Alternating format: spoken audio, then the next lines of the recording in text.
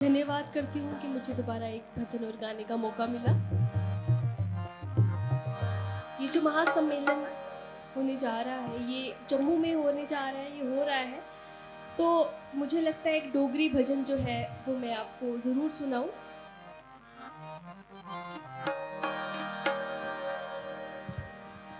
ओ ऋषिया तेरी गलने च सच्चाई है, ओ ऋषिया तेरी गलने च सच्चाई है, तू ते दुनिया जगाई है। ज्ञान वेदें दा तू लेइये जग जित्तिया, ओ ऋषिया तेरी गलने च सच्चाई है।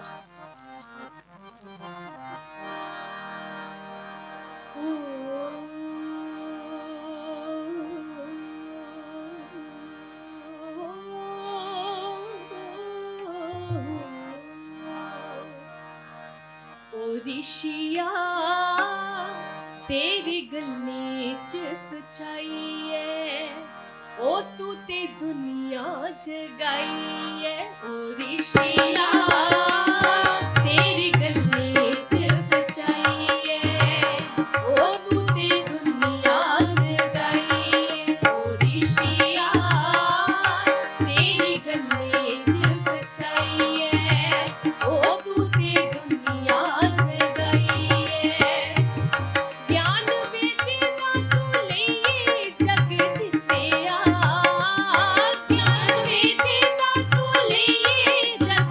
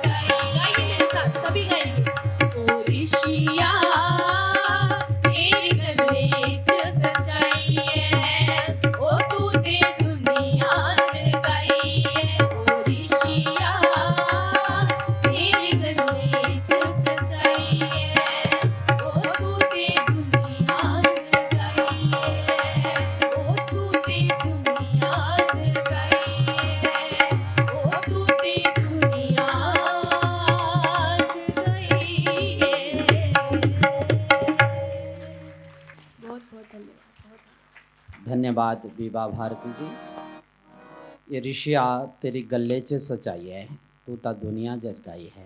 इनके पिताजी भी बहुत खूबसूरत गाते हैं और ये सारी बहनें इस संगीत दज्जियों का परिवार है, इनको हार्दिक शुभकामनाएं।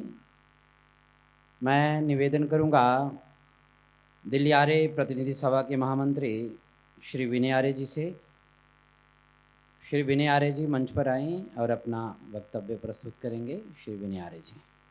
मेरा दाता जी, भाई साहब एक चेयर और दे दीजिएगा।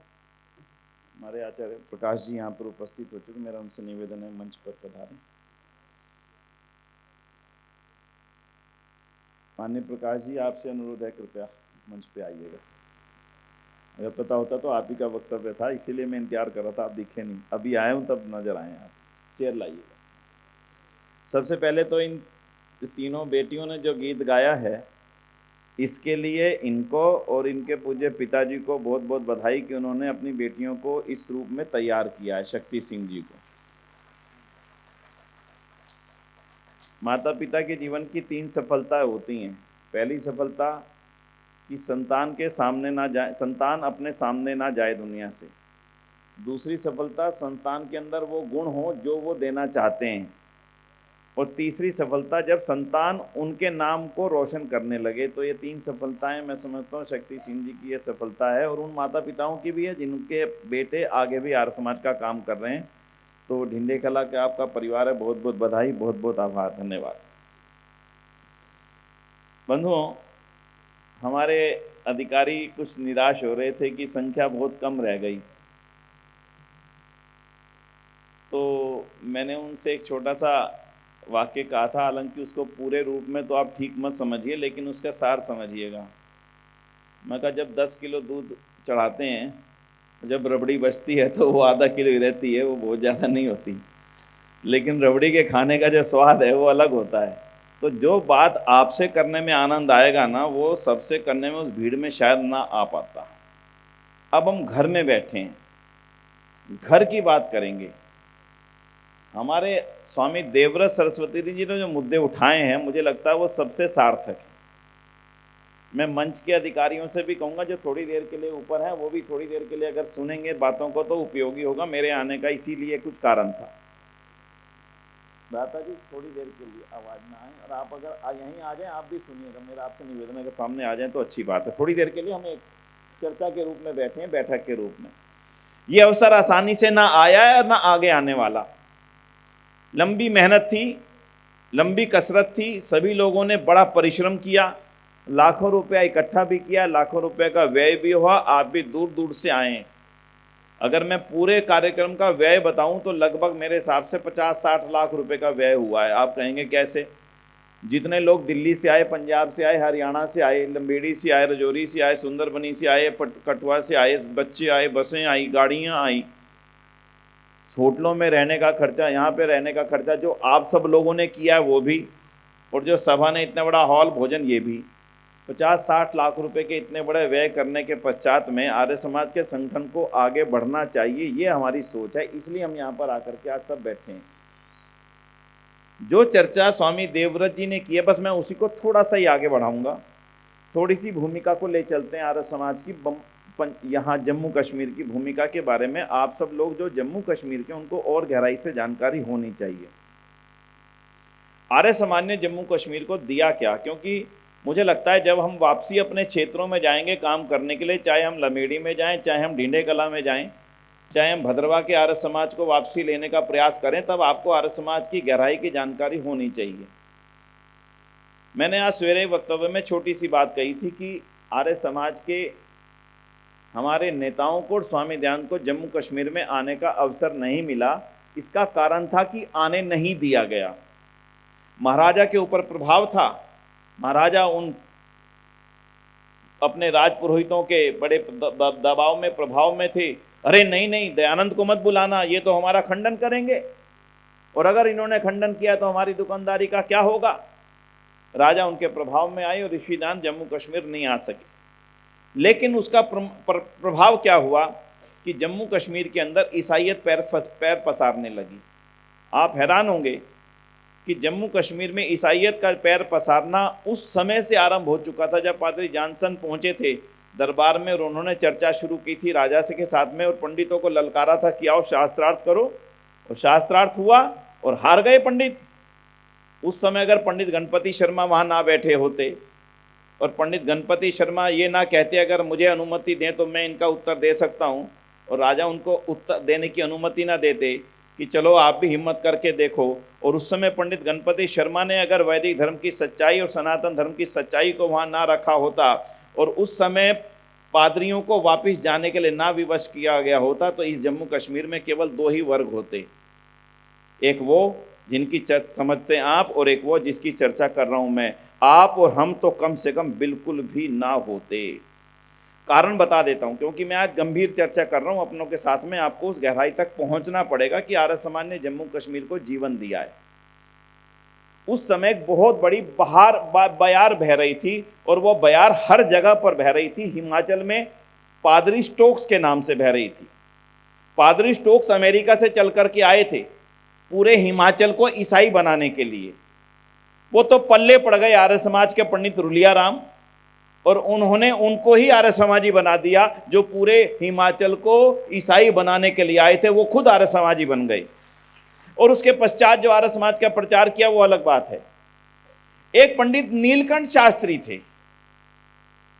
आज इन घटनाओं को पिरो लेना, इस वीडियो को संजो लेना जो मैं बोलने जा रहा हूं। एक पंडित नीलकंठ शास्त्री थे जिस सनातन परंपरा की गलत बातों को कश्मीर में ढोया जा रहा था, उसी परंपरा के चलते, ऊंच नीच के चलते वो एक गली से गुजर रहे थे।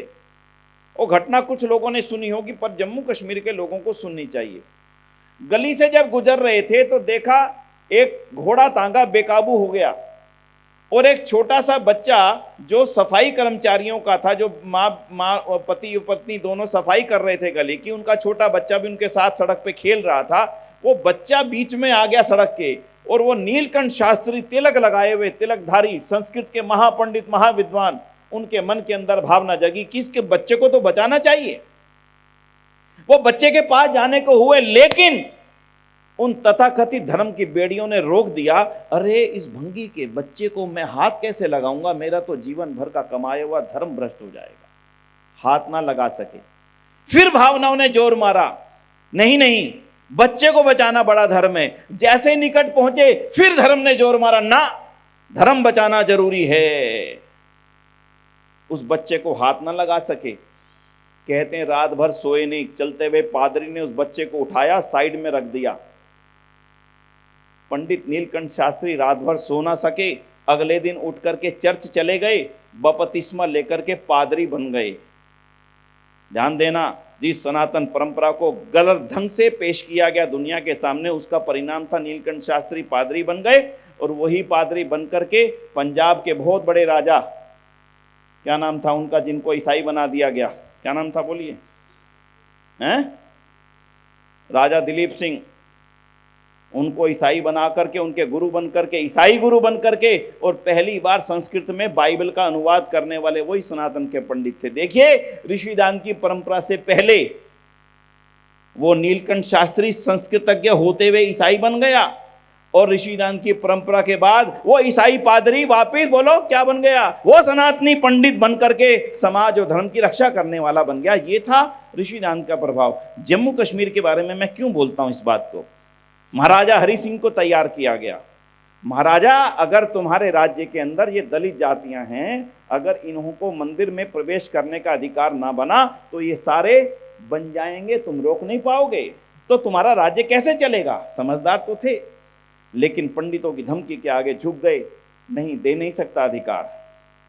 फिर आर्य समाज का इधर से प्रभाव, इधर से पंडितों का प्रभाव, लेकिन उनको एक बात समझ में आ चुकी थी, अगर इन दलित जातियों को मंदिरों में घुसने का अधिकार ना दिया तो ज़्यादा देर तक मेरा शासन नहीं रहेगा। बंधुओं, उस समय महाराजा हरि सिंह के ऊपर जो प्रभाव पड़ा आर्य समाज का, उसी का परिणाम था कि उन्होंने लिख करके राज्य आदेश पारित किया कि रघुनाथ मंदिर और जम्मू के और श्रीनगर के बड़े बड़े मंदिरों के अंदर किसी के प्रवेश पर पाबंदी नहीं होगी, और जो करेगा उसको दंडित किया जाएगा। ये प्रभाव आज सनातन जगत माने ना माने, हिंदू जगत को पता हो ना पता हो, लेकिन आपकी जानकारी में होना चाहिए। अगर आज वो मंदिर प्रवेश का रास्ता खुल सका वो प्रवेश का रास्ता खुला तो केवल और केवल आर्य समाज के उस प्रभाव के कारण से, जिसकी चर्चा मैंने सुबह की थी, जिसकी चर्चा प्रधानमंत्री के रूप में मेहरचंद महाजन ने हरि सिंह के कानों में पहुंचाई थी महाराजा के। और आप में से शायद ही कुछ लोग जानते होंगे, मैंने सुबह कुछ ही बता पाया था। महाराजा हरि सिंह ने अपने जीवन की आधी दौलत, कल्पना करो अपने प्रभाव की, सोच करके देखो अपने प्रभाव को, आर्य समाज के प्रभाव को। वो राजा महाराजा जिसका इतना बड़ा शासन, कितनी संपत्ति उसकी व्यक्तिगत होगी, अपनी संपत्ति का आधा हिस्सा उन्होंने आर्य समाज और डीएवी कॉलेज मैनेजिंग कमेटी को समर्पित करने का लेख पत्र लिख दिया था। यह जो नागबनी का स्कूल है, वो जो अखनूर का स्कूल है, अखनूर का आर्य समाज है, पुंछ का है, रजौरी का है, सुंदर, अपने इधर जम्मू में भी कुछ संपत्तियां और जो श्रीनगर की संपत्तियां हैं, वो आर्य समाज और वो स्कूल महाराजा हरि सिंह की स्थान पर बन पाए। सोचना जरा प्रभाव आपका कितना रहा। लेकिन हमने अपने कुछ कारणों से, जिनकी कुछ चर्चा स्वामी जी ने की है, आज फिर 150 वर्ष बाद हमारे पास नया अवसर आया है, नए आर्य समाज के निर्माण का। बहुत चीज़ों को भूलना पड़ेगा, बहुत चीज़ों को छोड़ना पड़ेगा, एक को नहीं सबको छोड़ना पड़ेगा। अगर मेरी जिम्मेदारी आर्य समाज के कामों को आगे बढ़ाने की है तो एक दूसरे की प्रशंसा करने में हम सबको खड़े होना पड़ेगा। अगर हम आज एक संकल्प इस सम्मेलन में ले लेते हैं कि जम्मू कश्मीर का एक एक कार्यकर्ता दूसरे कार्यकर्ता की केवल और केवल प्रशंसा करेगा, कोई बुराई नहीं होगी। बुराइयां मेरे में भी हैं, सब में हैं, जहां पर ऊपर हैं जो नीचे हैं सब में हैं, कुछ ना कुछ ज़्यादा कुछ कम, कुछ आपको पता होंगी कुछ नहीं पता होंगी, लेकिन फिर भी हमें दुनिया के सामने आर्य समाज के मजबूत संगठन को पेश करना है। सबके अंदर चूके हैं, सबके अंदर कमियां हैं, कोई कमियों से अछूता नहीं है। मैं इसलिए आपसे निवेदन करने जा रहा हूं, अगर आज हम इस सम्मेलन को करने के पश्चात एक नए सवेरे के साथ यहाँ से चलते हैं, निकलते हैं, तो जो हमारी आने वाली संतानें हैं वो आर्य समाज के झंडे को अपने हाथों में लेकर के चलने में सक्षम हो जाएंगी। नहीं तो तूने मेरे पिता को बदनाम किया था, तेरे पिता ने मेरे पिता को बदनाम किया था। हमारी बच्चे आने वाले समय में आर्य समाज में जाने में रुचि नहीं रखेंगे। आज भी जाने में जो रुचि नहीं है उसके पीछे बहुत बड़ा कारण वो भी है। इसलिए बंधुओं, मेरा फिर से निवेदन है, पहले ही हम इस चीज़ को लेकर के बड़े दुखी हैं, हमारी आने वाली संतानें नहीं आ रही। बहुत अच्छी बात है, हमारे पंडित जी बैठे हैं लंबेड़ी से। मेरे को एक सौभाग्य, लंबेड़ी आर्य समाज की स्थापना जिस दिन हुई थी मैं वहाँ पर मौजूद था, 1981 में या 80 में हुई थी। ठीक है जी, गलत तो नहीं है। मेरी उम्र 8 साल थी और मैं पंडित आशानंद जी की लालटेन में स्लाइडें बदल रहा था वहाँ बैठ कर के। आशानंद जी आए थे आपके यहाँ पर, आए थे, मैं वहाँ पर मौजूद था। जब विद्या भानु शास्त्री जी, जब पंडित गोपाल भिक्षु जी वानप्रस्थ बड़े अच्छे शिविरों का संचालन पत्नी टॉप में किया करते थे, मैं अपने माता पिता के साथ वहाँ पर जाया करता था। लगातार 3 शिविरों में पत्नी टॉप, सन्नासर, चिनानी, मानतलाई की यात्रा मैंने की है। मुझे अगर आर्य समाज के संस्कार मिले, मैं खुले रूप में कहता हूँ कि वो सारे संस्कारों को देने का कारण केवल और केवल आर्य सभा जम्मू कश्मीर रही है, दूसरा और कोई कारण नहीं रहा। और इसमें पूरी की पूरी सच्चाई है, इसमें एक शब्द भी मिलावट का नहीं है। जब लोग हम अखनूर से जाने लगे, ये घटना मुझे व्यक्तिगत कहानी बताने के लिए नहीं कह रहा हूँ, जम्मू कश्मीर की आर्य समाजों ने बहुत काम किया है और अब बहुत अच्छा करेंगे, निश्चित रूप से करेंगे। जब हम जम्मू कश्मीर से विदाई लेने लगे, पंडित विद्या भानु शास्त्री जी को बुलाया गया था आर्य समाज में, उन्होंने आकर के विदाई समारोह में गीत गाया था जो हमारे आज पंडित जी ने, हमारे कुलदीप जी ने गाया, हम सेना तू खाने की ना पीने की बात कर, मर्दों की तरह दुनिया में जीने की। ये गीत उस समय गाया था, याद है मेरे को। लेकिन मैं इसलिए नहीं कह रहा आपसे, उस समय हमने कहा हम जम्मू छोड़ रहे हैं, अखनूर छोड़ रहे हैं, भला आर्य समाज अब कहाँ मिलेगा हमें। तो हमारे मल्होत्रा जी थे जम्मू के, कुलजस राय मल्होत्रा जी, अब तो हैं कि नहीं मुझे पता नहीं, आप जान, कल आएंगे। उन्होंने खड़े होके कहा, अरे सिंघल साहब आप दिल्ली जा रहे हो, वो तो आर्य समाज का गढ़ है, जहाँ तो आपकी एक आर्य समाज, दिल्ली में तो सैकड़ों आर्य समाजें हैं। तब मन में एक शांति आई कि चलो दिल्ली में भी हमें आर्य समाज मिल जाएगा।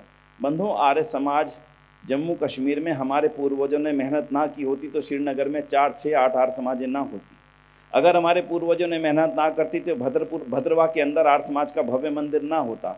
पुंछ के अंदर, राजौरी के अंदर, सुंदरबनी, कालाकोट, नौशहरा, अखनूर के अंदर आर्य समाज के भवन ना होते, जम्मू में भी जो हमारी संपत्तियां ये भी ना होती। हमारे पूर्वजों ने बहुत मेहनत की है, निश्चित रूप से अद्भुत मेहनत की है, अद्भुत। अपने घर के लिए पैसे नहीं थे, लेकिन आर्य समाज का भवन बनना चाहिए, इसके लिए 5 रुपये, 10 रुपये, 20 रुपये अपने पास से रसीद बुक में डाल करके और चल पड़ते थे थैला लेकर के घर घर में इकट्ठा करने के लिए। तब ये आर्य समाज मंदिर के भवन बने, अपने आप खड़े नहीं हो गए, सरकारों की ग्रांट से खड़े नहीं हुए हैं।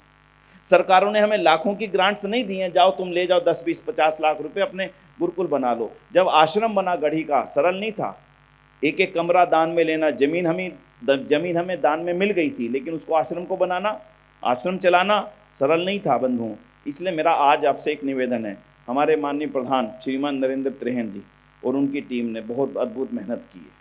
बिना अद्भुत मेहनत के इतनी सुबह की जो सफलता थी, 1500 लोगों का यहाँ पे आना सरल नहीं है, आसान नहीं है। और ये कोई जो संख्या आई थी, ये कोई जम्मू के बाहर से नहीं आई।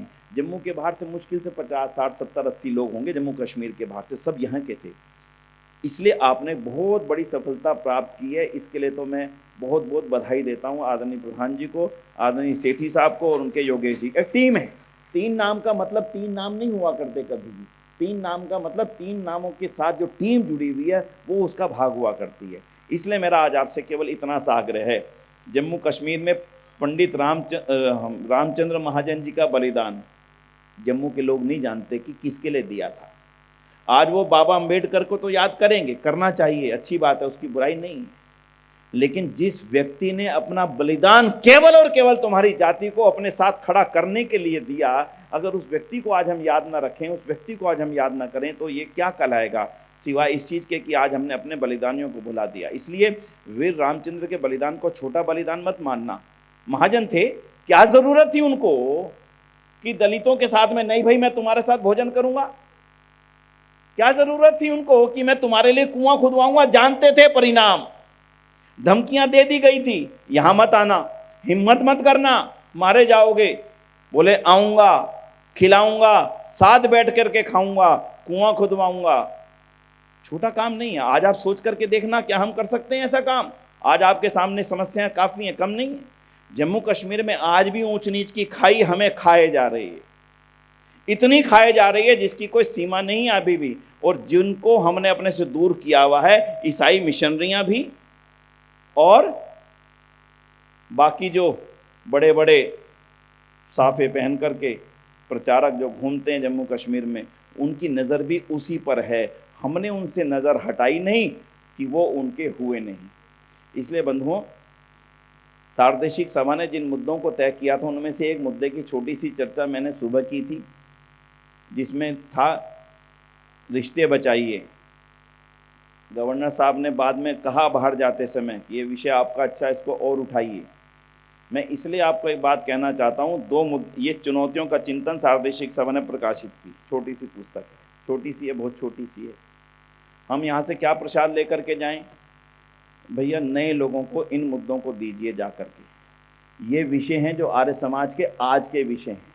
इतिहास गाया हमने, बहुत उत्साह से गाया। भगत सिंह हमारे थे, राम प्रसाद बिस्मिल हमारे थे, सत्यानंद स्टोक हमारे थे, लाला लाजपत राय हमारे थे, ना जाने कितने वीर क्रांतिकारियों ने भूमिका निभाई भारत की आज़ादी में, सब हमारे थे। हमने खूब भूमिका निभाई, निश्चित रूप से निभाई, लेकिन वो इतिहास है। इतिहास मेरे वर्तमान को नहीं जी सकता। इतिहास को लेकर के मैं वर्तमान के लिए कुछ करूं। हमने जो कुछ किया उसका परिणाम हमारे सामने है। आज विधवा बहन की शादी होती है, समाज आकर के खड़ा होकर के कहता होनी चाहिए। पहले समाज कहता था करके देख, अंतर आ गया। पहले कोई हमारे समुद्र पार करके चला जाता था, वापसी आता था, कहते थे तेरा धर्म भ्रष्ट हो गया। बड़े बड़े महामंडलेश्वर कहते थे तुम्हारा धर्म भ्रष्ट हो गया, तुम 7 समुद्र पार हो गए। आज वही महामंडलेश्वर बड़े हवाई जहाजों में बैठ करके 7 समुद्र पार जा रहे हैं। अब उनका धर्म भ्रष्ट नहीं हो रहा, तो उसका कारण केवल और केवल आर्य समाज है, और कोई कारण नहीं कि उनका धर्म भ्रष्ट 7 समुद्र पार होने में नहीं हो रहा। बेटी को पढ़ाने की बात आती थी, बेटी को पैदा करने की मनाही थी, पैदा नहीं कर सकते। बेटी को पैदा करने के लिए आर्य समाज से भूषित दाइयों ने जो योगदान दिया, लंबा इतिहास मैं नहीं जाऊंगा, बहुत काम किया। लेकिन आज जिन कामों की ज़रूरत है वो 3 काम प्रमुख हैं। दोबारा बोलता हूँ, रिश्ते बचाइए। हमारे परिवारों में एक एक संतान रह गई है, एक एक संतान। वो आपकी संपत्ति की रक्षा नहीं कर सकती तो देश की रक्षा कैसे करेगी? और जिनको अपना देश ये बनाना है उन्होंने अपनी पूरी तैयारी की हुई है। उसके लिए किसी को और कुछ कहने की जरूरत नहीं, सब आपके सामने है, डेटा आपके सामने है। जम्मू कश्मीर में आप रह रहे हैं, आपको अपनी ज़मीन की सुरक्षा खुद करनी पड़ेगी। और दूसरी, जिस वर्ग को लंबे समय तक दूर रखा, आज उसकी ज़रूरत है गले लगाइए। जो रामचंद्र ने किया था, हमारे जम्मू कश्मीर का एक एक कार्यकर्ता, एक एक आर्य समाज का पदाधिकारी उस रूप में तैयार हो जाए कि मेरे सामने किसी दलित के साथ, किसी शोषित के साथ, किसी वंचित के साथ, किसी गरीब के साथ कोई दिक्कत आए, उसको लगना चाहिए कि मेरी दिक्कत आई है तो मेरे लिए आर्य समाज मंदिर है। यहाँ किसी विधवा बहन की शादी होगी, किसी भी जम्मू के आर्य समाज में निःशुल्क हो जाएगी। उसको जिस दिन विश्वास हो गया, वो किसी चर्च के पादरी के पास अपने बेटे की पढ़ाई के लिए जाएगी नहीं। हमारे आर्य समाज मंदिरों के अंदर ये व्यवस्था करिए। दान देने वाले ज़्यादा हैं, लेने वाले कम हैं। आप करिए तो सही व्यवस्था, देने वाले जम्मू में कोई कम नहीं है। इसलिए बंधुओं, जो जो योजनाएं सरभा ने बनाई हैं, उन योजनाओं की कुछ कुछ चीज़ें मैं कल की बातों में भी रखने की कोशिश करूँगा, लेकिन इस पुस्तक को आप सभी प्रसाद के रूप में खुद के लिए भी लेकर के जाएँ। और लोग, माननीय प्रधान जी आपके पास है ना, त्रेहन साहब आपके पास ये पुस्तकें हैं पर्याप्त? अच्छा, खत्म हो गई, कोई बात नहीं। जितनी आर्य समाजें आई हैं सब व्यवस्था कर लें कि हमने 1,000 कम से कम 1,000 पुस्तकें नए लोगों तक अपने सदस्यों के माध्यम से पहुंचानी है। ये मेरी जिम्मेदारी है, क्योंकि यहाँ बैठे हम 300-400 लोग, 500 लोग, कल सवेरे 1,000-1,200 हो जाएंगे, लेकिन जम्मू कश्मीर की संख्या लाखों में है। हमने लाखों को जा करके जगाना है। इसमें 3 विषय प्रमुख हैं। एक है रिश्ते बचाइए, अपने परिवारों की संख्या को बढ़ाइए, नहीं तो कुछ भी बचने वाला नहीं। दूसरा, उन सभी को गले लगाइए जिनको लंबे समय से दूर रखा गया, वो भी विषय इसमें है। तीसरा है, अब जो हैं संतान उनको अपनी संपत्ति बनाइए, ये तीसरा विषय इसमें। अपनी संपत्ति बनाई का मतलब यह है, अपनी संतान को अपना बनाइए। आपकी संतान कहीं दूर जा रही है, किसी और के विचारों से संचालित हो रही है, उसको विचार देने वाले बहुत सारे मॉड्यूल हमारे सोशल मीडिया के माध्यम से उसके दिमागों में डाले जा रहे हैं। आपकी संतान इस समय क्या सोच रही है आपको पता नहीं है। इन सारे विषयों को इस पुस्तिका में संग्रहित कर दिया गया। वर्तमान में कुछ पुस्तकें तो मौजूद हैं, जो ले सकें आज ले लें। चुनौतियों का चिंतन, ये सार्वदेशिक सभा ने 200वीं-150वीं जयंती पर 8 लेखों का संग्रह छपवाया है। तो मेरा आप सभी से निवेदन है, विचार लेकर के जाइए। जिस समय जो विचारों की जरूरत थी हमने वो काम किया। आर्य समाज का जो रुतबा था आप सब जानते हैं। जैसा भी आचार्य चैन सिंह जी आप ही बता रहे थे ना घटना, वो जो कि चर्च कोर्ट के अंदर ये काम हो जाया करता था, बोल दिया तो काम हो गया, भाई आर्य समाजी ने गवाही दे दी, बात खत्म, उसके आगे मैंने सुनना नहीं है। छोटी बात है क्या? छोटी नहीं है, बहुत बड़ी बात है। ये तो कल्पना करके देखना, आज अगर दुनिया के अंदर ये प्रसिद्ध हो जाए कि आर्य समाजी व्यक्ति अगर गवाही दे देगा और तो उससे कारण से कोर्ट का निर्णय हो जाएगा, सोचना कि आर्य समाज को प्रचार करने की कहीं आवश्यकता पड़ेगी? कहीं भी नहीं पड़ेगी। दुनिया के हर आदमी को पता होगा कि आर्य समाजी अपने आप, उसके चेहरे पर एक अलग मुस्कान आएगी। इसलिए आर्य समाज के इतिहास से हमें बहुत कुछ सीखना है और आर्य समाज के भविष्य के लिए हमें जम्मू कश्मीर की एक एक आर्य समाज, प्रधान जी बड़ा प्रयास कर रहे हैं, 60 आर्य समाजें हैं, चलने वाली कम हैं, मतलब कुछ बंद हो चुकी हैं या कुछ में गतिविधि कम हो चुकी है। पूरा प्रयास सभा का है, सभा के सभी साथियों का कि एक ही एक आर्य समाज चले, एक एक आर्य समाज आगे बढ़े, गतिविधियां बढ़ें, संपत्तियों की रक्षा हो। आज हमने जम्मू कश्मीर की संपत्तियों की बात रखी है, लगातार फॉलोअप कीजिएगा। मैं आज विश्वास से कह रहा हूँ, अगर लगातार इस समय हम फॉलो करेंगे, कश्मीर की संपत्तियां सारी पूरी तरह से हमारे अधिकार में होंगी। उनका जो भी अच्छा से अच्छा उपयोग हो सकता है वो सभा के माध्यम से, जम्मू कश्मीर सभा के माध्यम से किया जाएगा। ये सम्मेलन एक नए उत्साह को लेकर के हमें परिपूरित करके भेजे। निराशा मत होकर जाइएगा, कोई निराश मत होइएगा। यहाँ से दयानंद से ज़्यादा समस्याएं हमारे सामने नहीं है, श्रद्धानंद से ज़्यादा समस्या हमारे सामने नहीं है। हमारे सामने बिल्कुल खुला आसमान है, हमारे सामने काम करने के लिए खुले द्वार हैं। इसलिए जम्मू कश्मीर के आर्य महानुभावों से मैं इतना ही निवेदन करने के लिए, कार्यक्रम में समय नहीं था, मेरा बोलने का नहीं था, भाई प्रकाश जी का था, दिखे नहीं मुझे, मैं कहा शायद अभी तक आए नहीं, तो मैंने प्रधान जी से निवेदन किया कि मैं चर्चा रखना चाहता हूँ। आज 83 वर्ष की आयु में, कल्पना करके देखिए, सोचिए जरा, 83 एज की उम्र में आदरणीय स्वामी देवव्रत सरस्वती जी हजारों नौजवानों को आज भी मैदान में ट्रेनिंग देने के लिए निकलते। मैं अभी कुलदीप जी से बात कर रहा था, 83 साल हमारी उम्र होगी या नहीं होगी ये तो मैं नहीं कहता, लेकिन होगी तो कम से कम इनकी जैसी ऊर्जा हमारे अंदर आ जाए तो भी मैं समझता हूँ हमारे जीवन का बहुत बड़ा भला हो जाएगा। आदरणीय सोमदेव जी ने जिस सौम्यता की भाषा से आज संगठन के ऊपर अपनी बातें रखी हैं, मैंने उनकी एक एक बात को बड़ी धैर्य से सुना है और मुझे पूरा विश्वास है आने वाला समय आर्य समाज का है। वेद हमारे, ईश्वर हमारा, वेद से ज़्यादा बड़ा ज्ञान कोई नहीं। ईश्वर से ज़्यादा मैं समझता हूँ कि सारे संसार को देने वाला दूसरा कोई नहीं। दोनों चीज़ आज आपकी हैं, और जो ईश्वर का वास्तविक स्वरूप जो आपके पास है, दुनिया के किसी के पास भी नहीं है।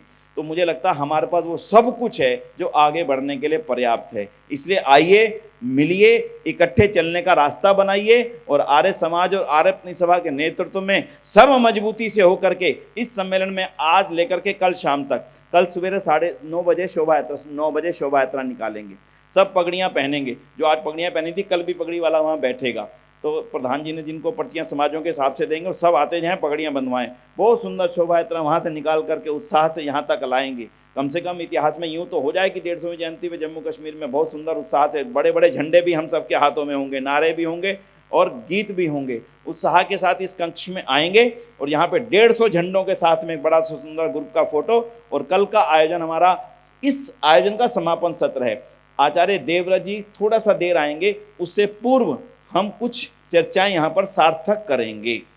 तो जो भी अपने साथ लोग आए उनको एक तो आज व्हाट्सएप आप सब डाल दीजिए कि भैया सवेरे समय पे पहुँचें, और पूरा समय जब तक कार्यक्रम चले यहाँ पर तब तक सभी लोग यहाँ पर रहें। परसों आपको लगेगा कि कहाँ गया सम्मेलन, कहाँ गया वो हॉल, कुछ यहाँ पे दिखने वाला नहीं, देखने भी आओगे तो खाली मिलेगा। इसलिए पूरे उत्साह के साथ 1-2 निवेदन, एक तो पुस्तकों के लिए सवेरे किया था, कोई खाली हाथ मत जाना घर वापसी, आज भी नहीं और कल भी नहीं। कुछ पुस्तकें आज लेके जाना, कुछ पुस्तकें कल लेके जाना। और सम्मेलन की सफलता तब होगी जब पुस्तक लाने वाले खाली हाथ जाएंगे, और हम सब सारे पुस्तकों को, बोलना जी, हाथों में लेकर के बांध के लेके जाएंगे। पुस्तक वाले सारे पल्ले झाड़ के जाएं, और आपके हाथों में पुस्तकें हों, और जा कर के खुद भी पढ़ें और लोगों को प्रसाद के रूप में बांटते रहें। हमारे यहाँ हलवा पूड़ी का और चने का प्रसाद तो मिलता नहीं घर ले जाने के लिए, हमारे यहाँ तो यही वाला प्रसाद है। इसको लेके जाइए, फिर से नया जीवन आर्य समाज को मिलेगा, और जम्मू कश्मीर की आर्य सभा एक बढ़िया बेहतर संगठन का निर्माण कर पाने में सक्षम होगी। और जो आगामी आने वाला सम्मेलन है, इसके लिए जम्मू कश्मीर के सब परिवारों का आमंत्रण है, भाई प्रकाश जी भी देंगे बहुत उत्साह से। इस बार जबरदस्त आयोजन होने वाला दिल्ली में, बड़ा उत्साह से सभी हमारे सन्यासी, महानुभाव, विद्वान, कार्यकर्ता, परिवार, सारे परिवारों की छुट्टी करके, भाई हमारे परिवारों ने सबने वहाँ चलना भाई। बस हमारे गुरु का 200वां उत्सव है सबसे बड़ा, और हमारी संस्था का 150वां जयंती है। इन्हीं शब्दों के साथ में इन पुस्तकों को सब लेकर के जाइएगा। जो फ़ोन नंबर है, अपने फ़ोन नंबर प्रधान जी आपने लेने की व्यवस्था बनाई हो, नहीं तो कल जितने भी साथी आए ना यहाँ पे जम्मू कश्मीर में, उनके फ़ोन नंबर लेने की व्यवस्था बाहर जरूर बनाइएगा, ताकि सबके फ़ोन नंबर हमारे पास आ जाएँ। भाई साहब आप भी, सतप्रिय आप भी इस चीज़ को देखना, कल जितने भी लोग आए सबके फ़ोन नंबर हमारे पास आ जाएं, ताकि संगठन का निर्माण में इन सबका सहयोग मिले। इन्हीं शब्दों के साथ में पुनः आप सभी का बहुत बहुत आभार, बहुत बहुत धन्यवाद। कल की चर्चा फिर कल करेंगे। इन्हीं शब्दों के साथ में पुनः धन्यवाद। पुस्तक भाई विनय जी की मैंने पढ़ी, परिवर्तन, वो भी बहुत अच्छी पुस्तक है, आप वो भी ले सकती हैं। इस कार्यक्रम को आगे बढ़ाते हुए मैं निवेदन करूंगा हमारे यहाँ आर्यवीर दल के प्रधान अक्षय आर्य जी से कि वो 3-4 मिनट के लिए अपने विचार रखेंगे। अक्षय आर्य जी उपस्थित हैं, और उसके पश्चात तैयार रहेंगे भाई अरुण आर्य जी, आर्यवीर दल के महामंत्री हैं और आर्य समाज के भी ये वहाँ कार्यकर्ता हैं भिंडे कला में। और एक हमारे बीच में प्रियांशु आर्य, बेटा प्रियांशु आर्य है। उसके बाद हमारे भाई पथिक जी के गीत होंगे। तो अक्षय आर्य जी। ओम इंद्रम वर्धन्तो अप्तरः कृण्वन्तो विश्वमार्यम अपगनन्तो अरावणः। मंच पर उपस्थित पूज्य स्वामी जी, आचार्य सोमदेव जी, प्रतिनिधि सभा जम्मू कश्मीर के प्रधान एवं मंत्री जी एवं पूरे सदस्यगण, और हमारे मार्गदर्शक पूज्य श्रीमान अरुण चौधरी जी एवं वंदनीय मातृशक्ति। देखिए, आर्य समाज के विषय में बहुत से लोग जानते तो हैं, लेकिन बहुत कम जानते हैं। क्या है आर्य समाज?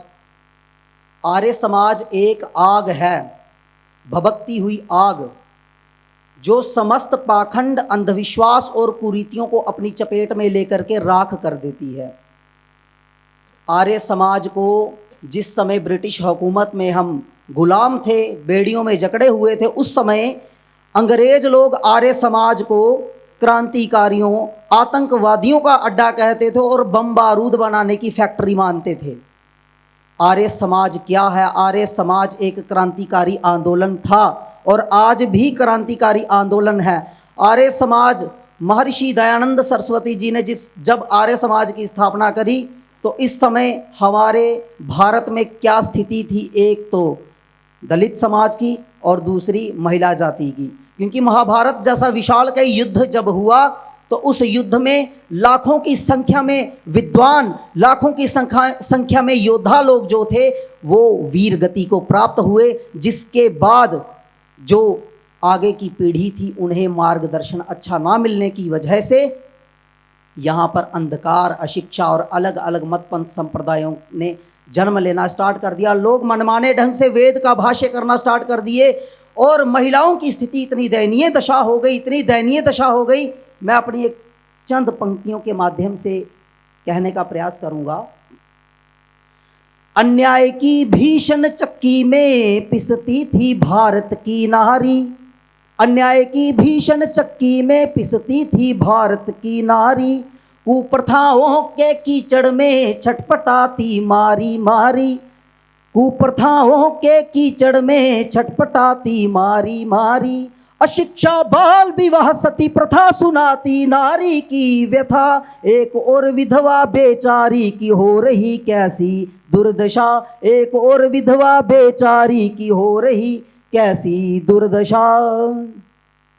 बहन माता को दासता से बचाने कौन आया था, बहन माता को दासता से छुड़ाने कौन आया था? कौन था? मातृशक्ति की रक्षा हेतु मेरा दयानंद आया था, मातृशक्ति की रक्षा हेतु मेरा दयानंद आया था। कौन था दयानंद? लगाकर जान की बाजी वो दिन और रात खेला था, जगत की हर मुसीबत को जहां हंस हंस के झेला था, खड़ा चट्टान की भांति रहा बिल्कुल न घबराया, विरोधी सारी दुनिया थी मेरा ऋषिवर अकेला था, विरोधी सारी दुनिया थी मेरा ऋषिवर अकेला था। दूसरी समस्या दोस्तों, दूसरी समस्या शूद्रों के साथ अस्पृश्यता। शूद्र कोई अपमानजनक शब्द नहीं था, शूद्र कोई अपमानजनक शब्द नहीं, ये वर्ण व्यवस्था का ही एक शब्द था। ब्राह्मण जो विद्या का प्रचार प्रसार करे, क्षत्रिय जो सीमाओं की और देश की सुरक्षा रक्षा में लगा रहे, और जो वैश्य जो समाज का पालन पोषण करे, और जो शूद्र जो ज्ञान से कम हो।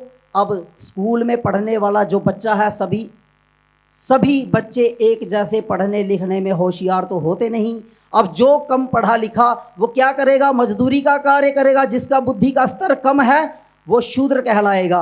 अब बचपन में जब बच्चा जन्म लेता है तो सब के सब शूद्र ही होते हैं, क्योंकि ज्ञान से बिल्कुल कच्चे होते हैं, बिल्कुल ब्लैंक होते हैं। उन्हें पढ़ने के लिए कहाँ जाना पड़ता है? पढ़ने के लिए उन्हें विद्यालय में जाना पड़ता है। अब हम उसे ब्राह्मण तब माने जब वो माता के गर्भ से ही बुद्धिमान होकर के जन्म ले, जब वो माता के गर्भ से ही लाठी बाला चलाना स्टार्ट कर दे, जब वो माता के गर्भ से ही चार्टर्ड अकाउंटेंट बनना स्टार्ट कर दे, तब हम माने कि वर्ण व्यवस्था जो है वो जन्म के आधारित, जन्म के अनुसार है। वर्ण व्यवस्था कर्म अनुसार है, कर्म अनुसार है, कर्म अनुसार है। यही महर्षि मनु जी ने कहा है, जन्मना जायते शूद्रः संस्कारात् द्विज उच्यते। जन्म से तो सभी के सभी ब्लैंक होते हैं, शूद्र होते हैं। वे कर्मों के द्वारा, संस्कारों के द्वारा ब्राह्मण, क्षत्रिय, वैश्य और शूद्र कहाए जाते हैं। द्विज किसे कहते हैं? जो 2 बार जन्म ले। पक्षी को भी द्विज कहा जाता है क्योंकि 2 बार जन्म लेता है, एक बार अंडे के रूप में और दूसरा जब अंडे से बाहर आता है उसे द्विज कहते हैं। इसी प्रकार से दोस्तों, जो बच्चा एक बार माता के गर्भ से जन्म लेगा और दूसरी बार जब वो अपने गुरु के पास जाकर के शिक्षा लेगा तो वो द्विज, 2 बार उसका जन्म हो गया, 2 बार उसका जन्म हो गया, वो द्विज कहलाता है। दोस्तों, आज हम देख रहे हैं चुनौतियां, आज हमारे सामने बहुत चुनौतियां। हमारे देश में लगभग 500 फ्रंट ऐसे खुले पड़े हैं। आज हमारे देश के 500 टुकड़े और हो सकते हैं, जिस पर कोई भाषा के नाम पर काट रहा है, कोई जातिवाद के नाम पर काट रहा है, कोई प्रांत के नाम पर काट रहा है। सब अलग अलग, और बड़े बड़े हिंदू ध्वजवाहक और बड़े बड़े महामंडलेश्वर जो अपने आप को हिंदू ध्वजवाहक कहते हैं, वो ये कहने में लगे हुए हैं कि जन्म से ही ब्राह्मण, जन्म से ही शूद्र, जन्म से ही सब कुछ। अब इन लोगों को आर्य समाज ही इन लोगों को मुक्ति दे सकता है। एक बात कहूंगा, 1.25 लाख से अकेले बिड़ जाऊं तभी दयानंद शिष्य कहाऊं, 1.25 लाख से अकेले बिड़ जाऊं तभी दयानंद शिष्य कहाऊं। आप सभी ने मेरी बात को सुना, सभी का धन्यवाद, सभी को नमस्ते, ओम। बहुत बहुत धन्यवाद भाई अक्षय जी। आप जैसे युवाओं के हाथ में बहुत सारा दारोमदार आर्य समाज के कार्य का जम्मू कश्मीर का है। अब मैं वंदना जी से निवेदन करूंगा कि अपनी कविता रखेंगे। इसके पहले मैं माननीय प्रधान जी से, नरेंद्र त्रेहन जी से निवेदन करूंगा कि 3 लोग हैं जिनका सम्मान करना, जो फ्रंट रो में बैठे हुए बुजुर्ग हैं, मैं निवेदन करूंगा कि स्मृति चिन्ह देकर उनका सम्मान करेंगे। हाँ हाँ, वंदना जी से निवेदन है, एक कविता आप प्रस्तुत करें।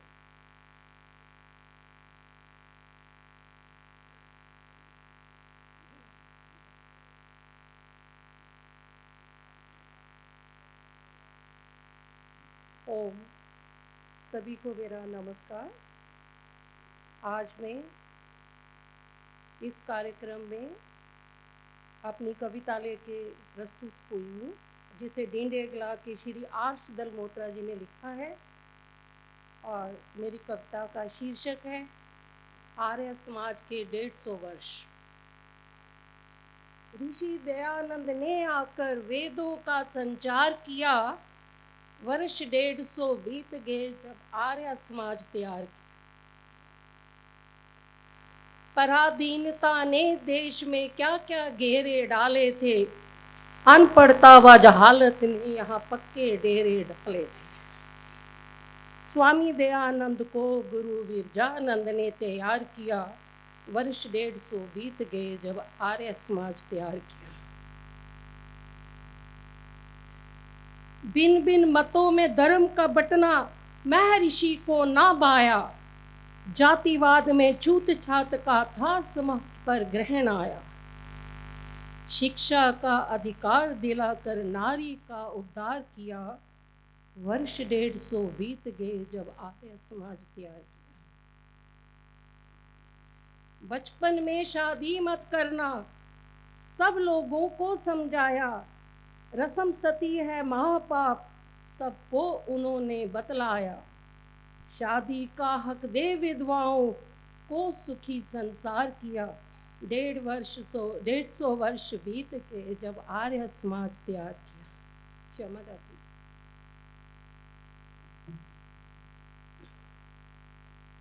बतलाया कि मूर्त पूजा क्षति धर्म की कर जाती, पूजा महापुरुषों की ना कोई धूप दीप से हो पाती। इसी नास्तिकता पर सारे मजहबों ने वार किया, वर्ष 150 बीत गए जब आर्य समाज तैयार। भटक गया था छोड़ के वेदों की विद्या को जग सारा, दिया उन्होंने कृणवंतो विश्व आर्यम का नारा। सत्यार्थ प्रकाश दे सब लोगों का सुधार किया, वर्ष 150 बीत गए जब आर्य समाज तैयार किया। छोटे बड़े मतों ने कटकर अपना बजा है बिगुल लिया, सत्य सनातन आज मजहबों और मतों ने निगल लिया। धर्म किया कमजोर विरोधियों ने दुर्व्यवहार किया, वर्ष 150 बीत गए जब आर्य समाज तैयार। आर्य समाज की जय घोष सब जग में गूंज रही है, जो बोले सो अबे है कहते वैदिक धर्म की जय। जिसने अपने बलिदानों का देश को है उपहार दिया, वर्ष 150 बीत गए जब आर्य समाज तैयार किया। अंतिम, आर्य समाज ना हो धर्म का, आर्य समाज ना हो धर्म का गौरव फिर खो जाएगा। मिट जाएंगे हम धर्म फिर परतंत्र हो जाएगा। देश धर्म का बलिदानों से आर्ष जो उपकार किया, वर्ष 150 बीत गए जो जब आर्य समाज तैयार किया।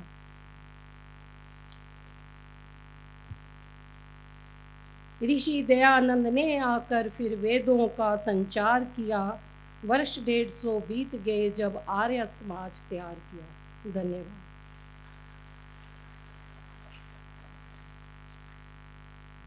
बहुत बहुत धन्यवाद बहन जी का। अब मैं अरुण जी से निवेदन करूंगा कि अपने विचार संक्षेप में रखेंगे। इसके बीच में ही मैं मंच पे उपस्थित आचार्य सोमदेव जी से और श्री प्रकाश आर्य जी से निवेदन करूंगा कि उस कोने में हमारे आर्य समाज के जम्मू कश्मीर के बहुत वयोवृद्ध 3 कार्यकर्ता हैं। मैं निवेदन करूंगा कि आप स्मृति चिन्ह प्रदान करेंगे वहां जाके। जी एक बार आ जाइएगा। तो वयोवृद्ध 3 कार्यकर्ता हैं, एक बार उनका आशीर्वाद इस पूरे मंच को प्राप्त हो रहा है।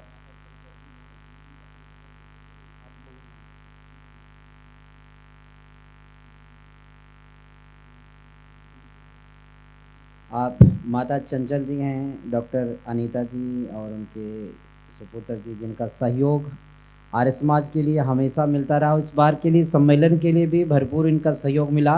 करताल ध्वनि द्वारा इनका अभिनंदन आप करेंगे।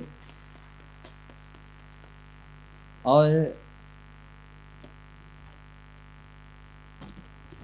केसर जी हमारे आर्य समाज के चित्रकार रहे। महर्षि दयानंद के बड़े बड़े चित्र ये बनाते थे। उनकी धर्मपत्नी जी, उनका भी सम्मान करेंगे।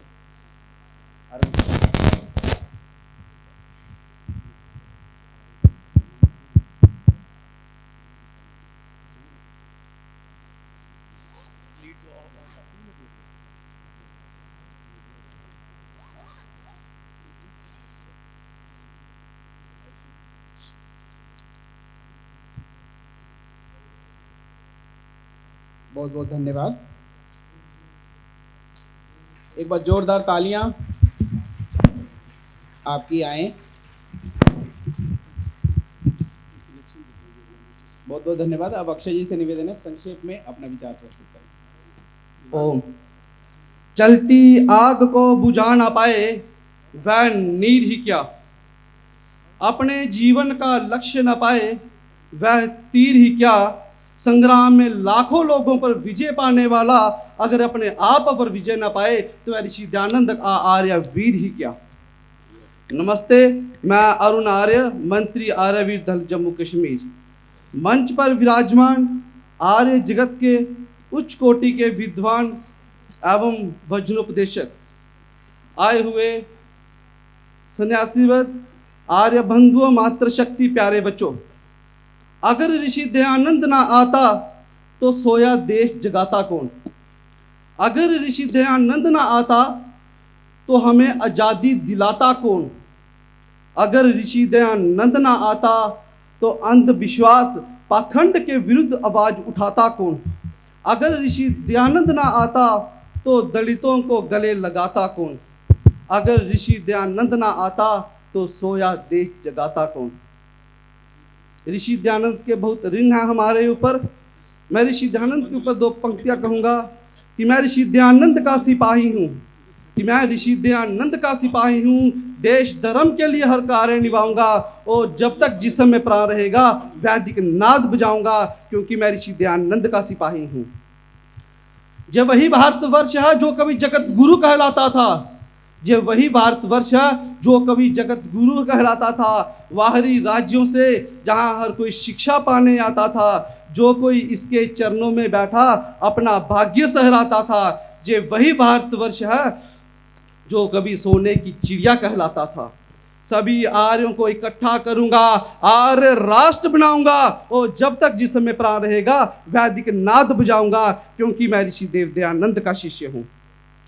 वेद का पाठ फिर से जारी करके छोड़ेंगे, वेद का पाठ फिर से जारी करके छोड़ूंगा। भारत में फैले जितने झूठे मत हैं एक एक को तोड़ूंगा। कितना भी हो कष्ट मुझे, मैं सत्य से मुंह नहीं मोड़ूंगा। कितना भी हो कष्ट मुझे, मैं सत्य से मुंह नहीं मोड़ूंगा।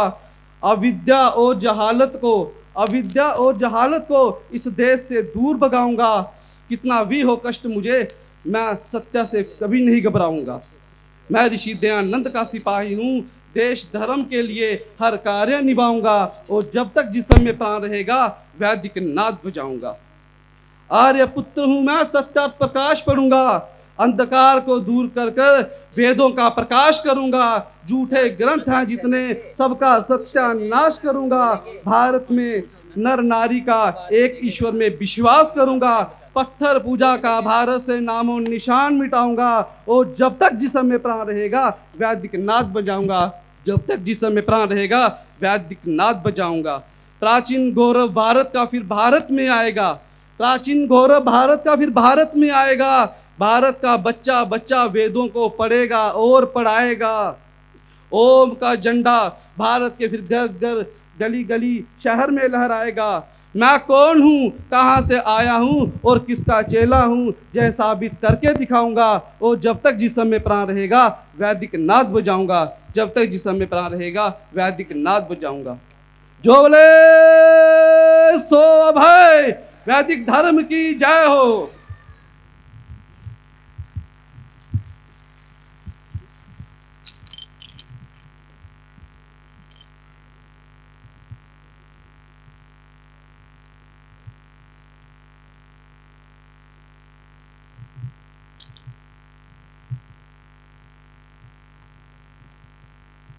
आज के इस कार्यक्रम के माननीय अध्यक्ष प्रकाश आर्य जी, इनका आदेश हमें हुआ है, इनका भी व्याख्यान था, लेकिन मुझे लगता है बहुत सारे लोग थक गए। अब संगीत की आवश्यकता है थोड़ी, तो संगीत से व्यक्ति सुकून महसूस करता है, शांति महसूस करता है। प्रकाश जी का नहीं, उनका गीत ये कह रहे हैं, गीत हाँ, बहुत अच्छे कवि हैं। तो कल कल कल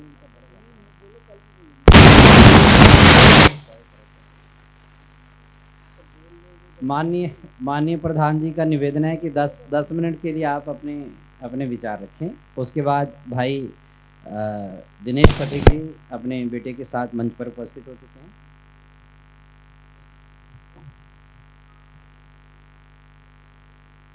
ॐ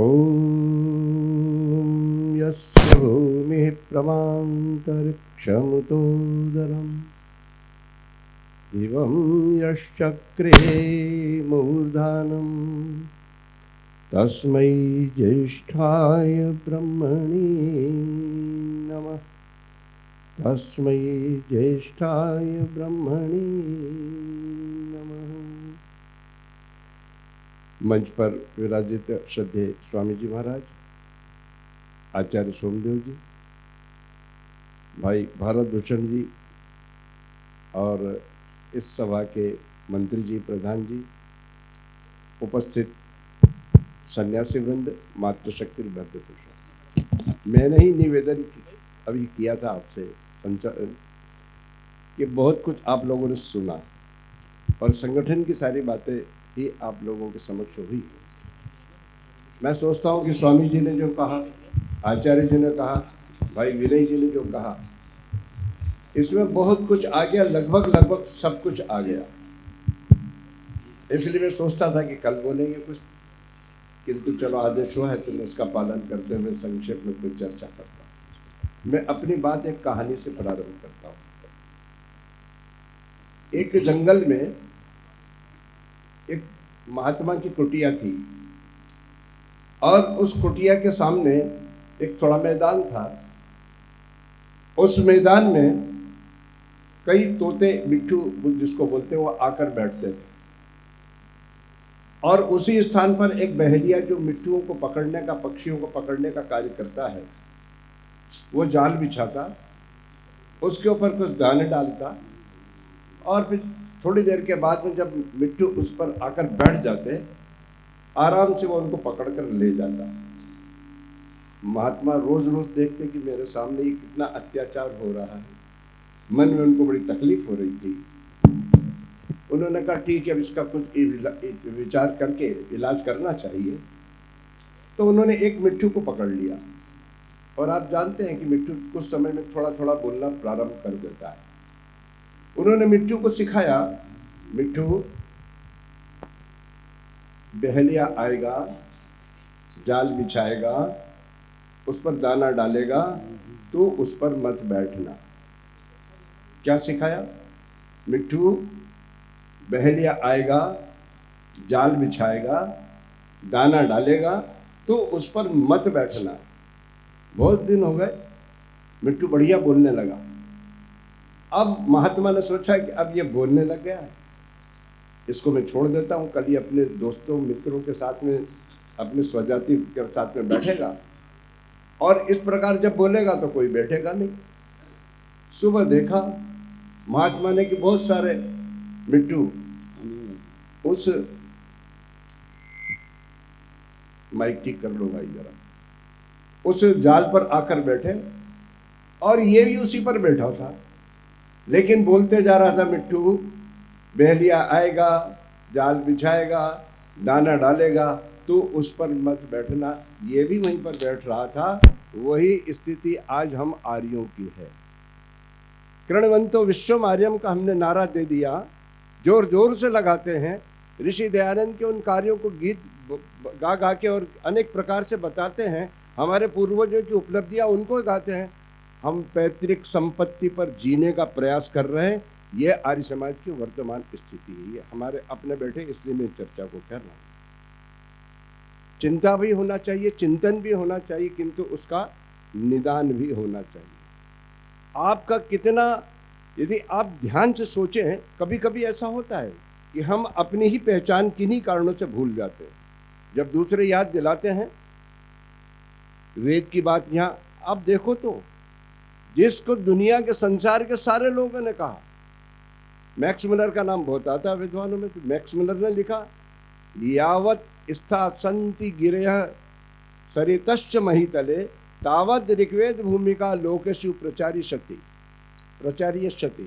कि जब तक इस धरती के ऊपर ये पहाड़ हैं, जब तक इस धरती के ऊपर ये नदी बह रही हैं, तब तक ऋग्वेद की महिमा, ऋग्वेद लोगों को प्रचार करता रहेगा। दुनिया के लोग मान रहे हैं। बड़ी विचित्र बात लगती है कि जब इस देश से योग बाहर चले गया और योगा बन के आया तो दुनिया पागल हो गई।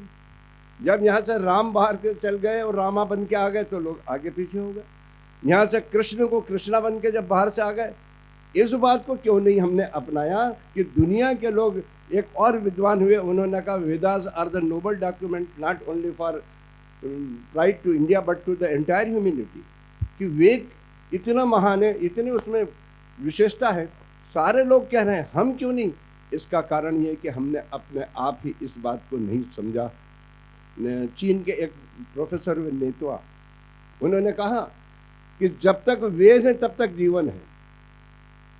हिंदू नहीं है वो, आर्य समाज नहीं है। जब तक वेद है तब तक जीवन है। दुर्भाग्य है कि जिस धरती के ऊपर वेद का प्रथम उद्गम हुआ, आना हुआ, वहीं के लोग इसको आज तक नहीं समझ पाए। इससे बड़ा दुर्भाग्य क्या हो सकता है? आपके ऊपर दुनिया उंगली उठा रही कि दुनिया के लोगों, तुम विश्व के गुरु थे, कहाँ थे, कहाँ खड़े हो गए, किसके लिए हुए? इसके लिए दो कारण हैं। आज समाज में जो विकृति फैली है, जो आज पूरे दुनिया हाहाकार कर रही है, अव्यवस्था फैल रही है, इसके लिए जवाबदार कौन है? इसके लिए दो बातें हैं। वो सक्रिय हो गए, हम निष्क्रिय हो गए। कृणवंतो विश्वमार्यम की बातचीत हमने प्रारंभ की, काम उन्होंने प्रारंभ कर दिया कि दुनिया को हम अपने इसमें ले आएंगे। आप नारा देते रहे और लोग उसको प्रैक्टिकल में अपनाने लगे। अकल आपने दी, लाभ दुनिया ने किया। आर्य समाजी जो है ये उस दुर्भाग्यशाली किसान के समान है। जैसे एक बंजर जमीन हो, कटीली, जिसमें कई प्रकार के वृक्ष हो, किसी काम की नहीं हो, लेकिन कुछ कृषक, कोई कृषक उसको मेहनत करके उपजाऊ बना दे, खेती करने लायक बना दे, लेकिन जब वो भूमि उर्वरा हो जाए, कुछ पैदा करने लायक हो जाए, तब वो किसान अलग हट जाए और दूसरे लोग आकर उस पर खेती करने लगे। बताओ, ये दुनिया को जो तुमने दी है, जो आज दुनिया इतना सिर ऊंचा करके चलती है, जो अनेक प्रकार की पौराणिकता बातें, उन बातों को, पाखंड को, अंधविश्वास को, जो आपकी संस्कृति को, जो आपकी आर्थिक व्यवस्था को, जो आपकी सामाजिक व्यवस्था को छिन्न भिन्न कर रही थी, उससे दूर हटाने का कार्य यदि किसी ने किया तो आर्य समाज ने किया। गायत्री मंत्र का अधिकार हमने दिया, लेकिन गायत्री परिवार ने एक अलग आपकी हुई दी हुई बात को कर दी। अनेक ऐसे लोग हैं जिनको आपने बोलना सिखाया, लेकिन आज उन्होंने अपनी अलग दुकानदारी खोल दी। ठीक स्थिति यह है कि जिसको आपने किया है, समय उतना ही ले रहा हूं, 2-3 मिनट बस, चिंतन करो। 1875 के बहुत सी 1875 के पहले कोई संस्थाएं नहीं थी क्या? 1875 के पहले महर्षि दयानंद के अलावा और कोई महापुरुष नहीं हुए क्या इस धरती पर? अनेक संस्थाएं थी, अनेक महापुरुष हुए। फिर ऋषि दयानंद के बारे में ऐसा क्यों लिखा योगीराज अरविंद ने कि संसार के महापुरुषों की यदि गणना की जाए पर्वत श्रेणी से, तो ऋषि दयानंद में सर्वोच्च शिखर के रूप में माना जाएगा? ऐसा क्यों कहना पड़ा? इसलिए कहना पड़ा कि दुनिया के सारे लोगों ने कहा गो हेड, आगे बढ़ो, आगे बढ़ो, आगे बढ़ो। ऋषि दयानंद ने कहा ना, जिससे तुम राष्ट्र दुनिया के गुरु कहलाते थे, सा प्रथमा संस्कृति विश्ववारा, वो संस्कृति जो प्रथम संस्कृति थी इस विश्व की, उस संस्कृति को यदि प्राप्त करना है, भगवान राम के आदर्शों को प्राप्त करना है, भगवान कृष्ण के आदर्श को यदि प्राप्त करना है, वापस में से जगत गुरु बनाना है, तो फिर उसी स्थान पर उसी जगह चलना पड़ेगा जहां तक इसका स्थान था। उस तरफ चलोगे तो तुम्हारा उद्धार होगा। आगे बढ़े लोग, बहुत तरक्की की, बड़े बड़े बांध बन गए, बहुत बड़ी बड़ी सड़कें बन गई, बड़ी बड़ी यूनिवर्सिटी बन गई, बड़े बड़े और मॉल बन गए, पता नहीं क्या क्या बड़े बड़ा हो गया। सिर्फ घटा है तो दुनिया से नैतिकता घट गई। और नैतिकता इसलिए घट गई कि इसने तो पहले ही कहा था कि तू मनुष्य बन। हम मनुष्य नहीं बने, व्यापारी बन गए, इंजीनियर बन गए, डॉक्टर बन गए, एडवोकेट बन गए और सब कुछ बन गए, लेकिन वेद की उस बात को भूल गए। उसने कहा था कि पहले मनुष्य तो बन। तो आज सब कुछ बन गया और मनुष्य नहीं बना। इसलिए पढ़ने के बाद भी, वकील बनने के बाद भी, डॉक्टर बनने के बाद भी, इंजीनियर बनने के बाद भी, राजनेता बनने के बाद भी मनुष्यता का अवगाहन नहीं होने के कारण आज वो समाज के लिए सिर दर्द बना है, समाज का लिए सहयोगी नहीं, समाज के लिए एक नुकसान करने वाला व्यक्ति हो चुका है। ये वेद की बात है। मैं कहना चाहता हूँ कि कब तक हम पैतृक संपत्ति पर जीवित रहेंगे? परोपदेशम पांडित्यम, तू कर, तू कर। अरे मैं क्या करता हूं ये सोच। चिंता की कोई बात नहीं है। आर्य वो नहीं जिसे गर्दिशें हैरान कर दे, आर्य वो नहीं जिसे गर्दिशें हैरान कर दे। अरे आर्य तो वो है जो गर्दिशों को वीरान कर दे। हमारा ऋषि कौन था? हमारा गुरु कौन था? हम जब किसी भगवान के भक्त हो जाते हैं, शिव के भक्त, भांग जरूर पिएंगे, काली के भक्त मांस खाएंगे, और भैरव जी के भक्त शराब पिएंगे, और दूसरे दूसरे जो है वो सब करते हैं। उन पर उनके भगवान का असर हो जाता है। हमारे गुरु का असर भी तो हम पर होना चाहिए।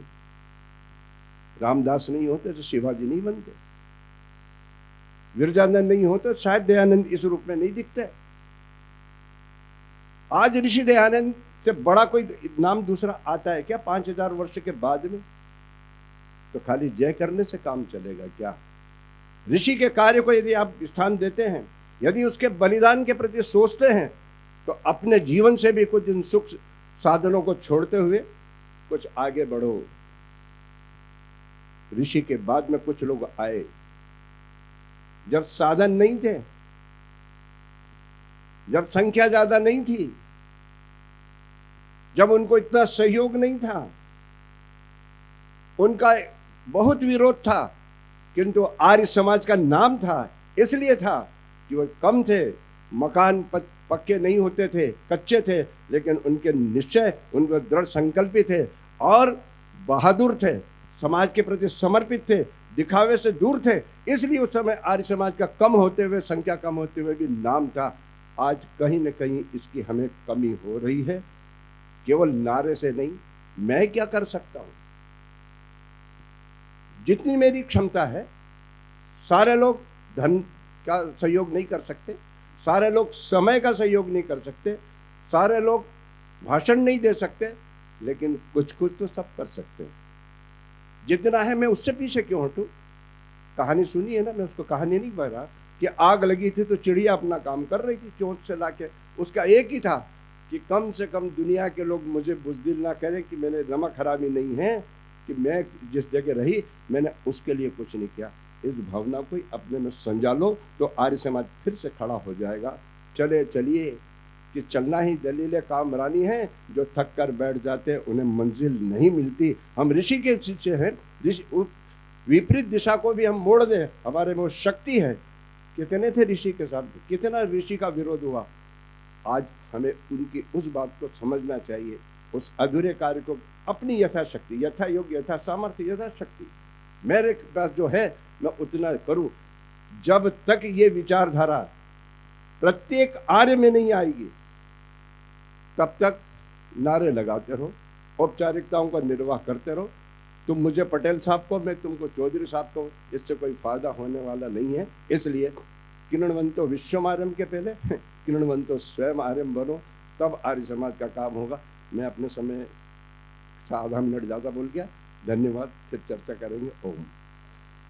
मैं कुर्बान कर दूं कौम की रूह पर तुमने वो असर डाला है जो न दुनिया में किसी ने अब तक किया। पहले पथिक दिलों की मैल को तुमने साफ कर डाला। वेदों वाले ऋषिवर, वेदों वाले ऋषिवर तेरी शान का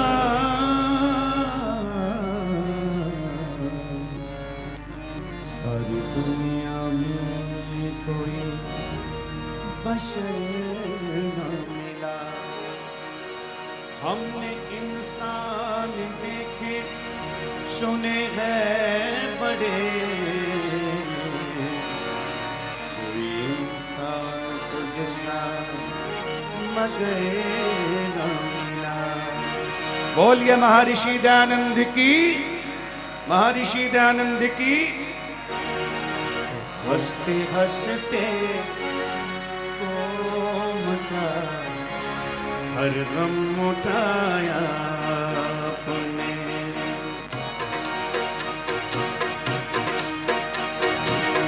हंसते हंसते कौम का हर गम उठाया आपने।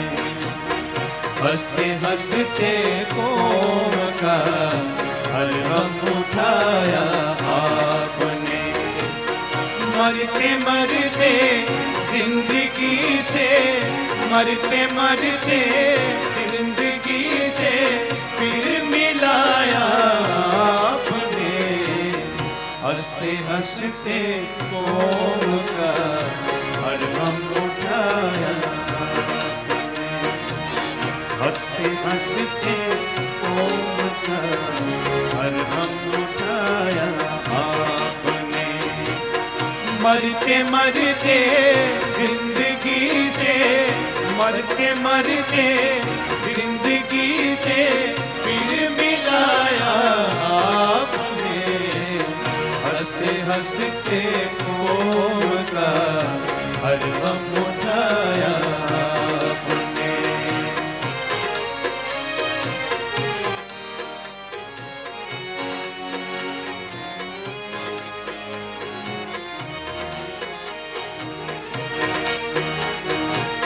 नाम ही कितना सुहाना था दयानंद आपका। नाम ही कितना सुहाना था दयानंद आपका। नाम जैसा काम भी, नाम जैसा काम भी करके दिखाया आपने। हंसते हंसते कौम का हर गम उठाया आपने। से ओम का हर गम उठाया आपने। मरते मरते जिंदगी से, मरते मरते जिंदगी से फिर मिलाया आपने। हंसते हंसते कौम का हर गम उठाया आपने।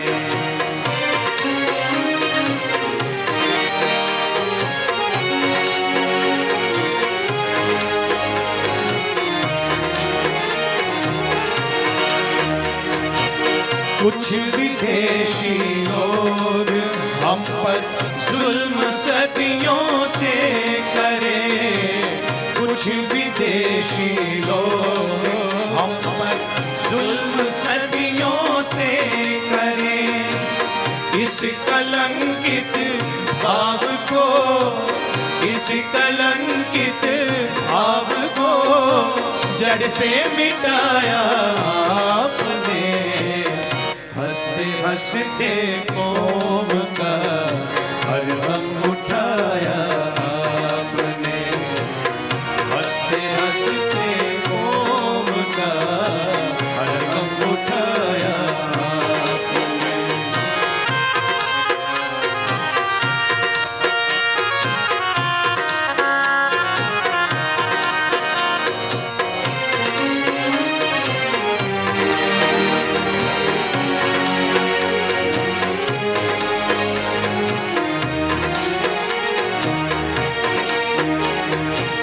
पाप और पाखंड सबके सब धराशायी हुए। पाप और पाखंड सबके सब धराशायी हुए। जब सुदर्शन चक्र वेदों का जलाया आपने। हंसते हंसते कौम का हर गम उठाया आपने। हंसते हंसते कौम का हर गम उठाया आपने। मरते मरते जिंदगी से फिर मिलाया आपने। हंसते हंसते कौम का हर गम उठाया आपने।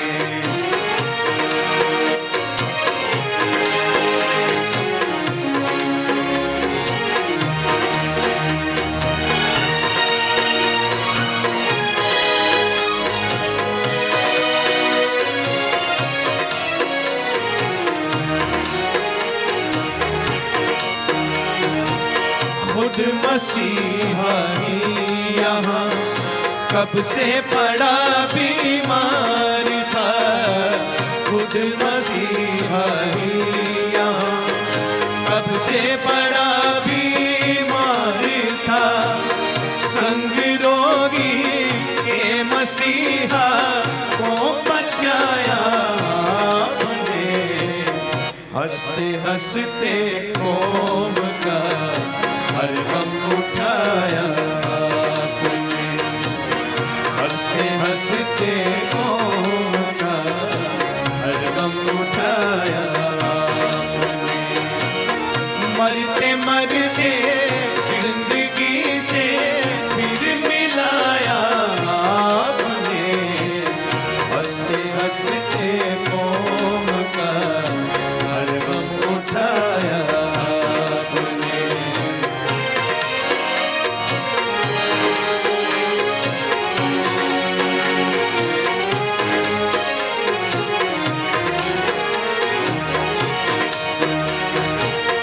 दंदनाते शेर जीते त्रस्त भेड़ें बकरियां। दंदनाते शेर जीते त्रस्त भेड़ें बकरियां। सबको ही एक घाट पर, सबको ही एक घाट पर पानी पिलाया आपने। हंसते हंसते कौम का हर गम उठा मरते मरते जिंदगी से फिर मिलाया आपने, हंसते हंसते कौम का हर गम उठाया आपने।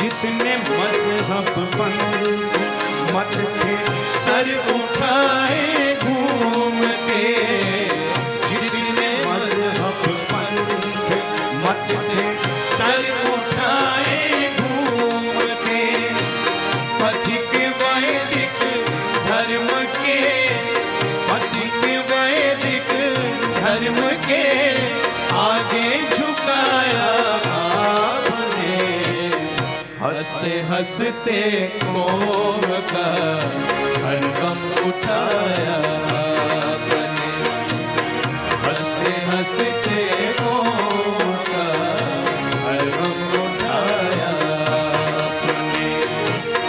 मरते मरते जिंदगी से, मरते मरते जिंदगी से फिर मिलाया आपने, हंसते हंसते कौम का हर गम उठाया आपने, हंसते हंसते कौम का हर गम उठाया आपने, हर गम उठाया आपने, हर गम उठाया आपने।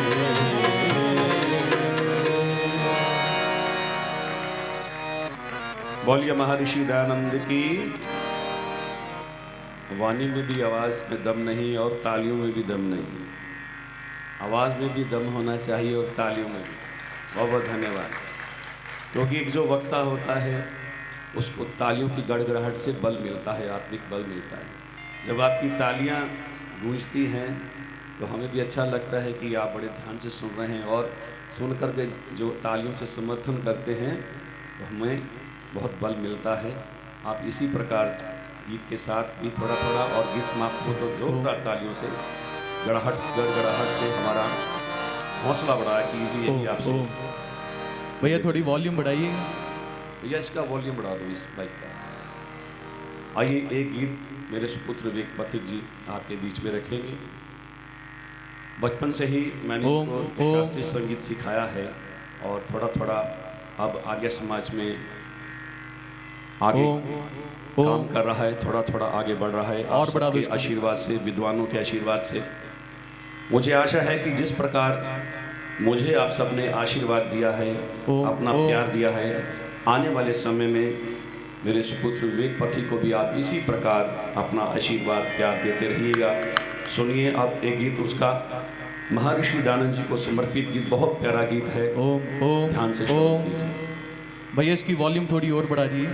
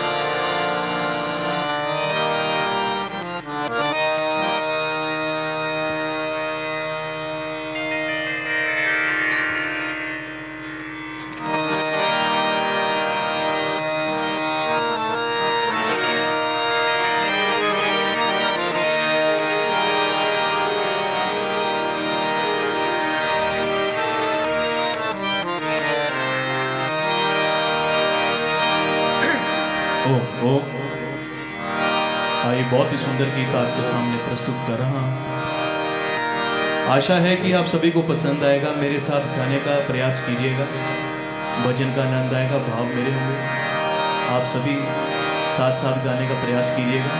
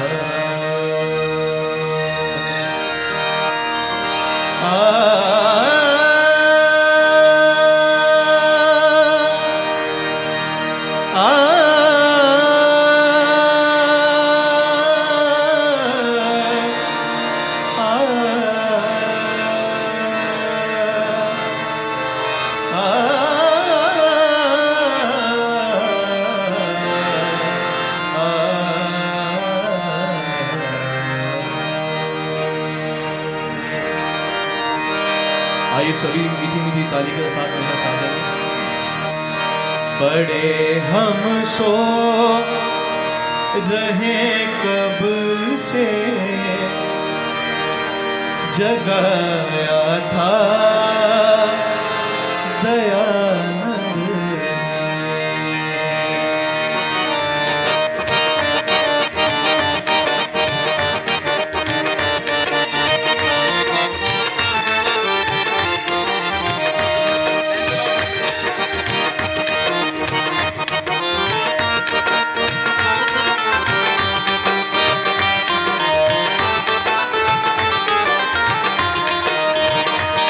सभी मीठी मीठी ताली का साथ देंगे, क्योंकि सम्मेलन में है, थोड़ा उत्साह भी होना चाहिए। सभी 1 2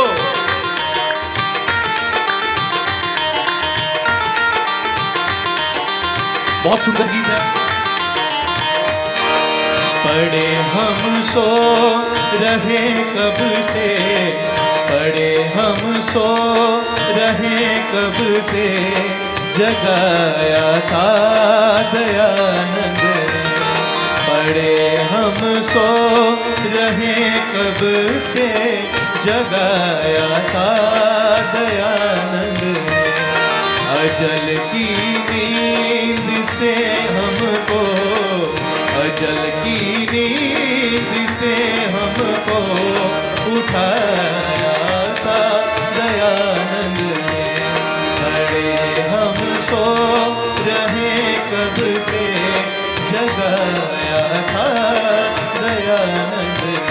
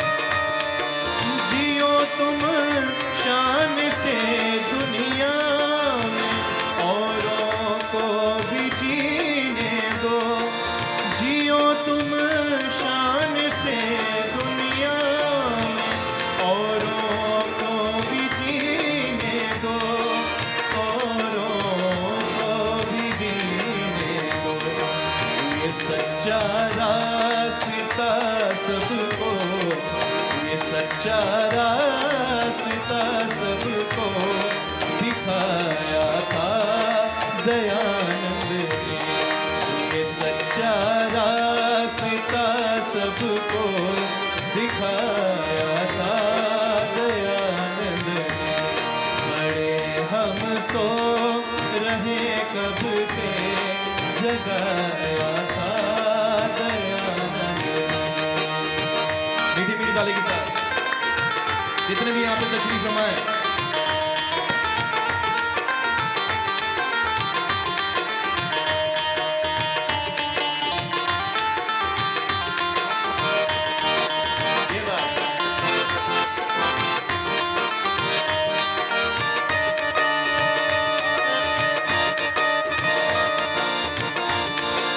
वतन पर जान देने की कसम खाई जवानों ने। वतन पर जान देने की कसम खाई जवानों ने। कसम खाई जवानों ने। वतन के प्यार का नगमा, प्यार का नगमा सुनाया था दयानंद ने। बड़े हम सो रहे कब से, जगाया था दयानंद ने। अजल की नींद से हमको उठाया दयानंद ने।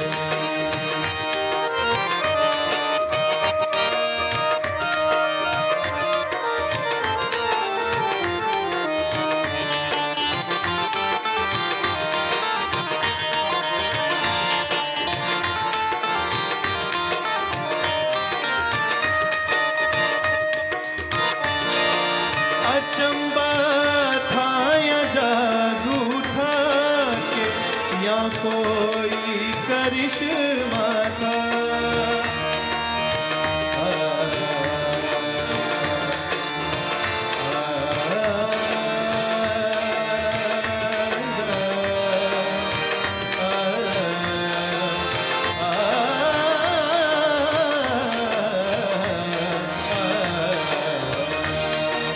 अचंबा था या जादू था कि यहाँ कोई करिश्मा था, कि यहाँ कोई करिश्मा था। पथिक सदियों से बिछड़ों को, पथिक सदियों से बिछड़ों को मिलाया था दयानंद ने। पथिक सदियों से बिछड़ों को मिलाया था दयानंद ने।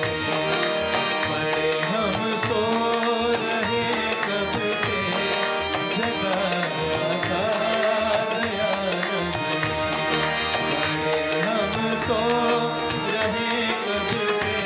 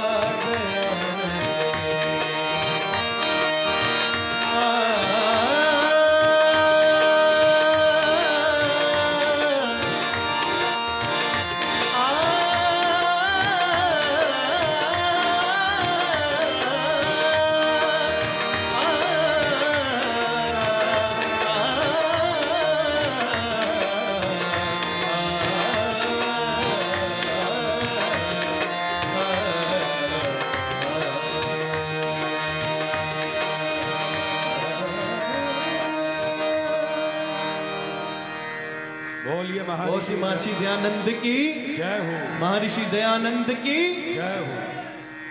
समय पर्याप्त हुआ हो और अपनी वाणी को यहीं विराम देते हैं।